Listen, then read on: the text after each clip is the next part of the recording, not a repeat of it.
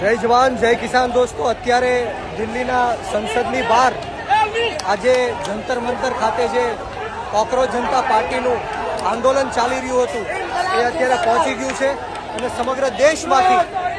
સમગ્ર દેશમાંથી આજે લાખો યુવાનો સંસદ ખાતે પહોંચીને પોતાનો વિરોધ નોંધાવી રહ્યા છે. માત્ર આ દેશના યુવાનોની એક જ માંગ છે કે ધર્મેન્દ્ર પ્રધાન જે શિક્ષા મંત્રી છે એમનું રાજીનામું લેવામાં આવે, પરંતુ આ બેરી મૂંગી અને આંધળી સરકાર નરેન્દ્ર મોદીજી, અમિત શાહજી એમનું રાજીનામું લેતા નથી. ત્યારે આજે લાખોની સંખ્યામાં તમે જે રીતના જોઈ રહ્યા છો કે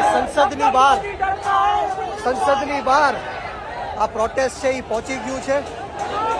સાધુ સંતો હોય, યુવાનો, યુવતીઓ, રાજકીય નેતાઓ, બધા જ લોકો એક જ માંગ સાથે કે ધર્મેન્દ્ર પ્રધાનનું રાજીનામું, અને આવનારા સમયમાં ગુજરાતની અંદર પણ કોકરોચ જનતા પાર્ટીનું આંદોલન સમર્થન કરવા માટે, એને ન્યાય અપાવવા માટે, અને 20 કરતાં પણ વધારે જે વિદ્યાર્થીઓ છે એમણે સુસાઇડ કર્યું છે, ત્યારે ગુજરાતની અંદર પણ એક મહા આંદોલન ચાલુ કરવાનું અમે વિચારી રહ્યા છે.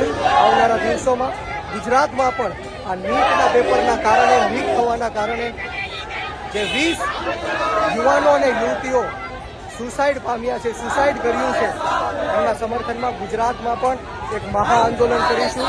તમે જે રીતના જોઈ શકો છો કે આ સંસદની બહાર અમે પહોંચી ગયા છે અને હજારોની સંખ્યામાં પોલીસનો કાફલો તૈનાત થઈ ચૂક્યો છે અને લાખોની સંખ્યામાં આખા દેશમાંથી યુવાનો આજે દિલ્હી ખાતે પહોંચ્યા છે. જય જવાન, જય કિસાન, જય યુવા.